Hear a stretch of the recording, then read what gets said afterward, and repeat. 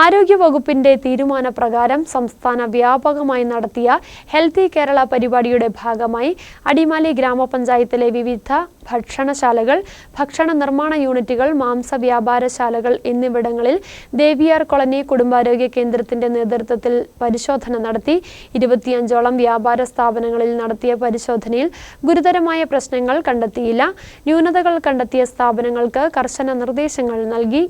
ആരോഗ്യവകുപ്പ് തീരുമാനപ്രകാരം സംസ്ഥാന വ്യാപകമായി നടത്തിയ ഹെൽത്തി കേരള പ്രോഗ്രാമിന്റെ ഭാഗമായാണ് അടിമാലി ഗ്രാമപഞ്ചായത്തിലെ വിവിധ ഭാഗങ്ങളിൽ പ്രവർത്തിക്കുന്ന ഹോട്ടലുകൾ, ബേക്കറി, ഭക്ഷ്യ നിർമ്മാണ യൂണിറ്റുകൾ, മാംസ വ്യാപാര കേന്ദ്രങ്ങൾ എന്നിവിടങ്ങളിൽ ദേവിയാർ നഗർ കുടുംബാരോഗ്യ കേന്ദ്രത്തിലെ പൊതുജന ആരോഗ്യ വിഭാഗത്തിന്റെ നേതൃത്വത്തിൽ പരിശോധന നടത്തിയത്. 25 സ്ഥാപനങ്ങളിൽ നടത്തിയ പരിശോധനയിൽ ഗുരുതരമായ പ്രശ്നങ്ങളൊന്നും കണ്ടെത്തിയില്ല. ന്യൂനതകൾ കണ്ടെത്തിയ സ്ഥാപനങ്ങൾക്ക് സമയബന്ധിതമായി അവ പരിഹരിക്കുന്നതിനുള്ള കർശന നിർദ്ദേശങ്ങൾ നൽകി. മഞ്ഞപ്പിത്തം, ടൈഫോയിഡ് തുടങ്ങിയ ജലജന്യ രോഗങ്ങൾ റിപ്പോർട്ട് ചെയ്യപ്പെടുന്ന സമയമായതിനാൽ തണുത്തതും പഴകിയതും വൃത്തിഹീനവുമായ ഭക്ഷണ പദാർത്ഥങ്ങൾ ഒഴിവാക്കണമെന്നും കുടിക്കുവാൻ തിളപ്പിച്ചാറിയ വെള്ളം മാത്രമേ ഉപയോഗിക്കാവൂവെന്നും ഹെൽത്ത് ഇൻസ്പെക്ടർ അറിയിച്ചു. ഭക്ഷണ പദാർത്ഥങ്ങൾ കൈകാര്യം ചെയ്യുന്ന സ്ഥാപനങ്ങൾ കേന്ദ്രീകരിച്ച് കർശനമായ തുടർ പരിശോധനകൾ കൃത്യമായ ഇടവേളകളിൽ ഉണ്ടാകുമെന്ന് ഹെൽത്ത് ഇൻസ്പെക്ടർ മുന്നറിയിപ്പ് നൽകി. പരിശോധനയ്ക്ക് ദേവിയാർ നഗർ കുടുംബാരോഗ്യ കേന്ദ്രം health inspector Shalini S Nair, junior health ഇൻസ്പെക്ടർമാരായ